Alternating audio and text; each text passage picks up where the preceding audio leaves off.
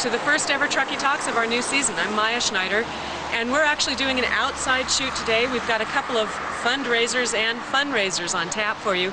And we're here at the McIver Dairy. We've got Chelsea Walterscheid from the Historical Society, Mitch Claren, Blue Sky Construction and Contractors Association, and Ted Owens, who is, I'm sorry, Ted, I just blew it, Sierra Valley Builders. Sierra Valley Builders. And Contractors Association of Truckee, Tahoe. What we're doing here today, the reason we're at the dairy, is that the Contractors Association, in sponsorship with the Historical Society and the town of Truckee, is putting together a Paint the Dairy Day, and it's going to be a really fun day.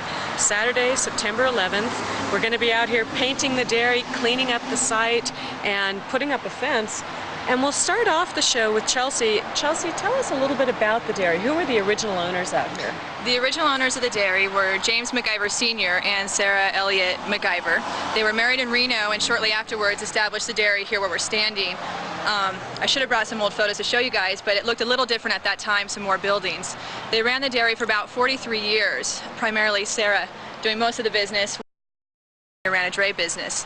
They had two children, Jane and Jim Jr., James McIver Jr., who eventually ran a blacksmith business, I believe, in this existing building, but you'd have to double check me on that one. Anyway, these are the last two buildings that are standing, the barn and the dairy building itself, which we hope to restore. Now, the dairy buildings originally were sort of scattered all over this area. We're on Donner Pass Road right now, just west of the roundabout. There were a few more buildings here, and some of the older photographs we've seen that have been in the paper show a few more buildings. But what's left here are the well house behind us in the meadow. Right. And then what looks like, Ted, you were saying that the first part of this building... That part of the building right there would have been the dairy where they actually milk the cows and what have you. Right here, it's actually three buildings built at three different times. This building here probably served as a blacksmith and as a tack storage room. And then this section right here was added much later, probably within the last 40 or 50 years, and it served as some type of an office. And then, of course, behind us, and we'll be showing this later on, is the red barn itself. One thing I don't think I mentioned was the year. Around 1893 is when we're talking about the establishment of this dairy. So it's been around quite a while. Yeah. It's a 100-year-old building.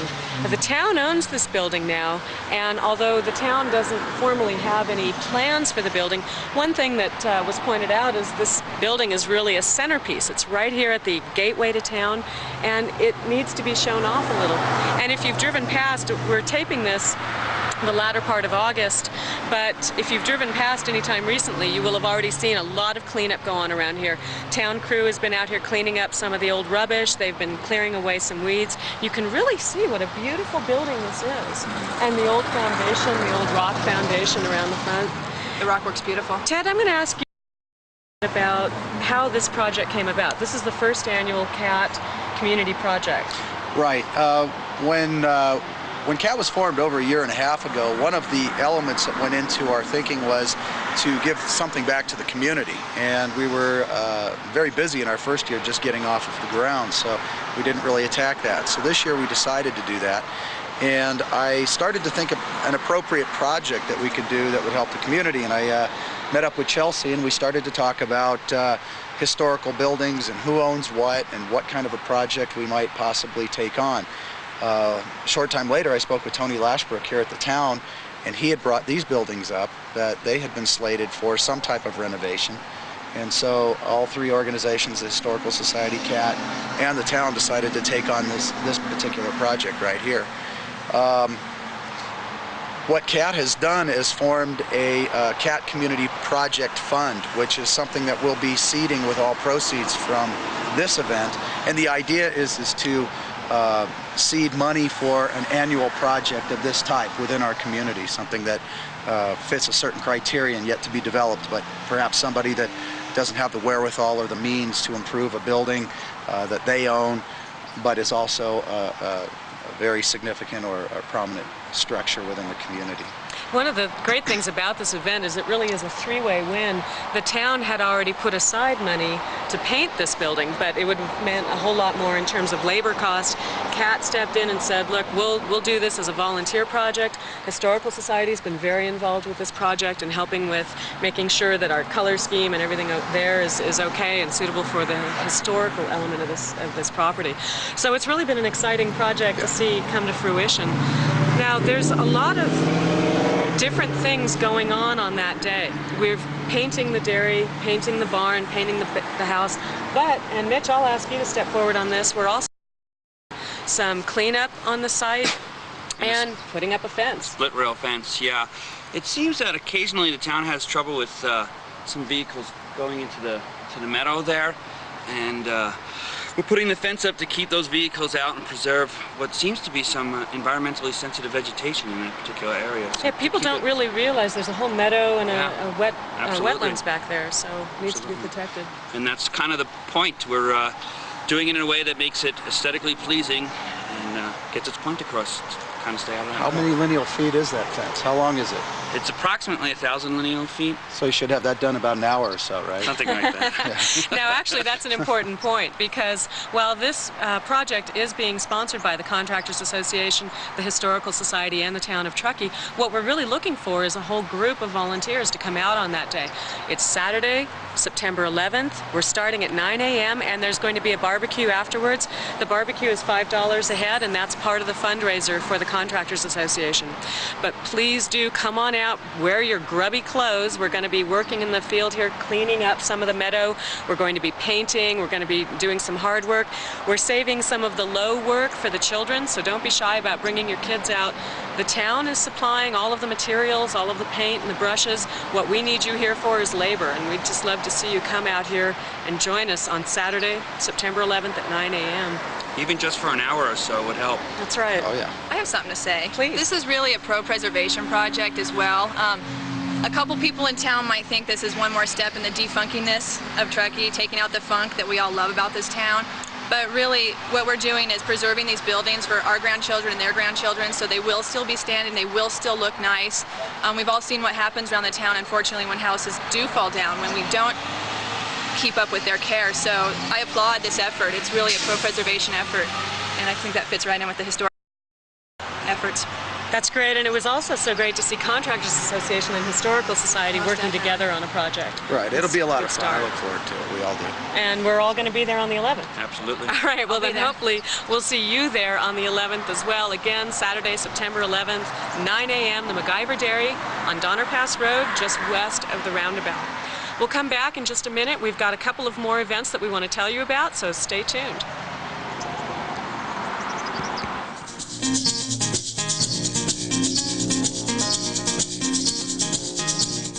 It's just the loft where they stored their hay.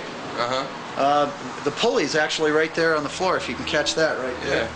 That's the old pulley that hung on the post, the ridge post that comes out above the barn doors. So what they would do is they'd hoist up their bales of hay into the loft upstairs. And you can see behind me here, right here is where they fed their livestock. And if you follow me over here, you'll notice that each one of these, and there's 4 of them, there's one here, there, and here, and they would just drop their feed from the storage loft above as they needed it. So this is where they fed their livestock.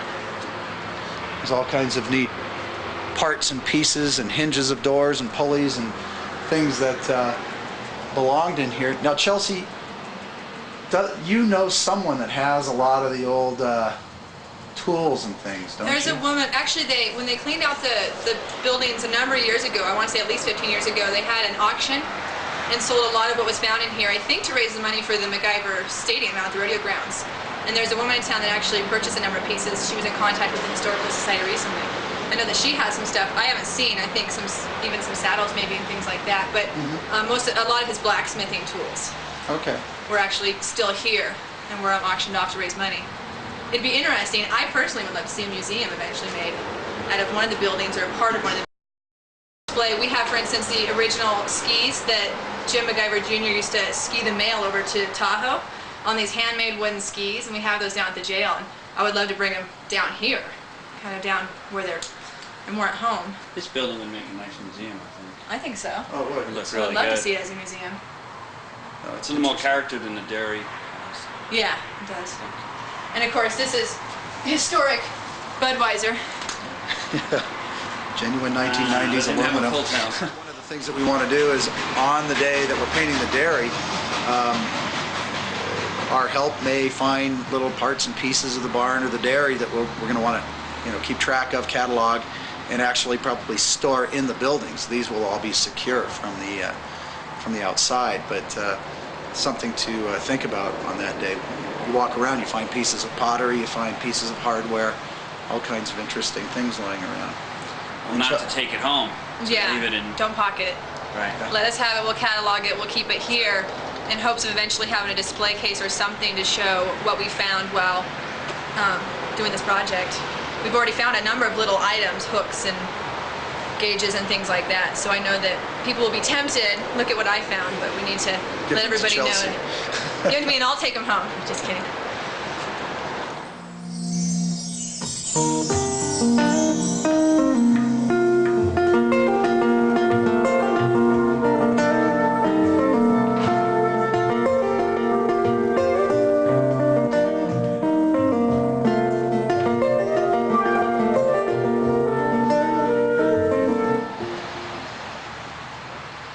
Welcome back to the show. We're still here at the McIver Dairy, but now we're talking about a couple of different events that are going to be upcoming. On the same day, Saturday, September 11th, we have the Tito Martinez Foundation fundraiser, which will be held at Regional Park. Yes. And with me on my side is Art. Welcome to the show. Thank you. It's nice to have you here.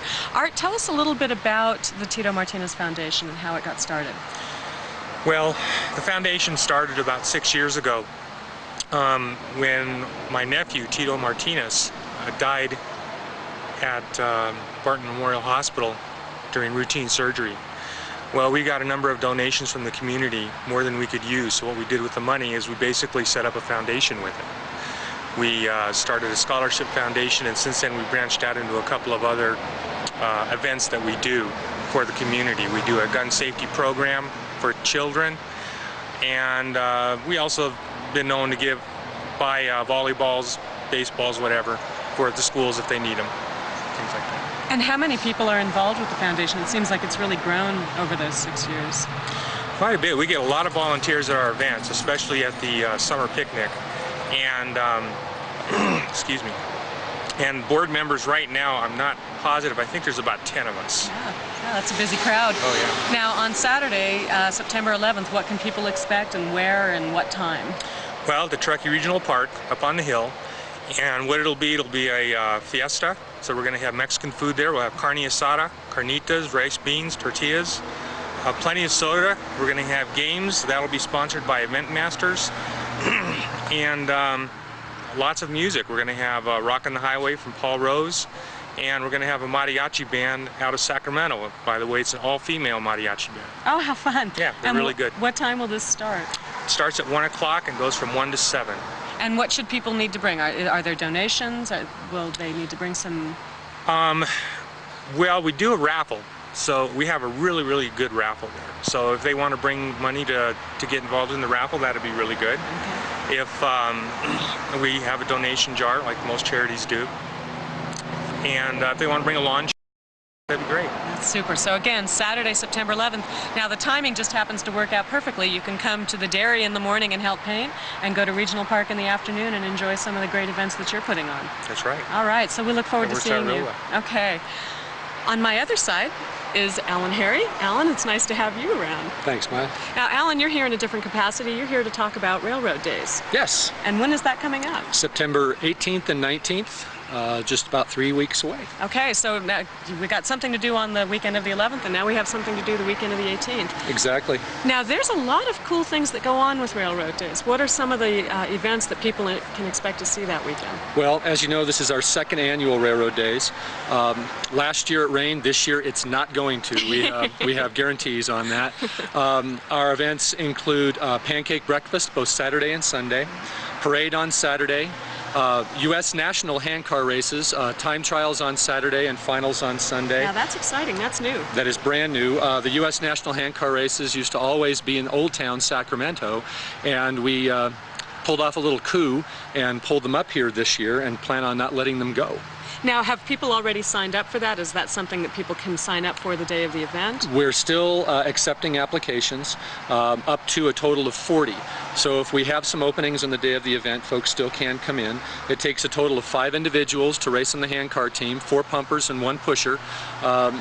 Try to work out a little bit ahead of time because it is a bit of work. It's 1,000 feet on the balloon track, so it should be a lot of fun.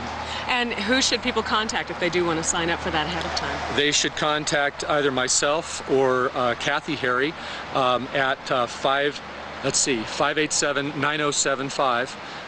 There's other events. Can I bring those up also? Please. We have our annual chili cook-off, and we're looking for cookers this year. We had approximately 7 last year. We want to double that, if not triple it. That's going to take place on Sunday. Me at 587-9075 about that as well. And we're looking for volunteers. So please, help us. We could use the help. Yeah, 2-day event. It's going to take a lot of manpower. It is going to take a lot of time. What time do the events start, say the pancake breakfast? Pancake breakfast is from 8 to 10. The parade starts at 10. Time trials for the handcar races are from 8 to 5 on Saturday, and the finals are between 10 and 5 on Sunday. The chili cook-off, if I can look at my cheat sheet here, is Sunday between 1 and 4. Okay, a lot going on, a lot of events to do. Railroad Day certainly sounds like it should be fun. And it will be a lot of fun, and we want you to skip the planes in Reno and come and see the trains. Right. Well, again, we've got a couple of really great events coming up. Saturday, September 11th, come out in the morning, paint the dairy, and in the afternoon you can go over to the regional park and enjoy some great food and music with the Tito Martinez Foundation. And then the weekend of September 18th, 19th, come on out for Railroad Days, downtown Truckee. It's going to be a blast. Yep. Welcome back to Truckee Talks. We're excited about all the things that are coming up this season. We'll be moving into our brand new studio. We're going very uptown, and we're very excited about it. So our next show will be in our new studio. We look forward to seeing you then, and until then, have fun at these events.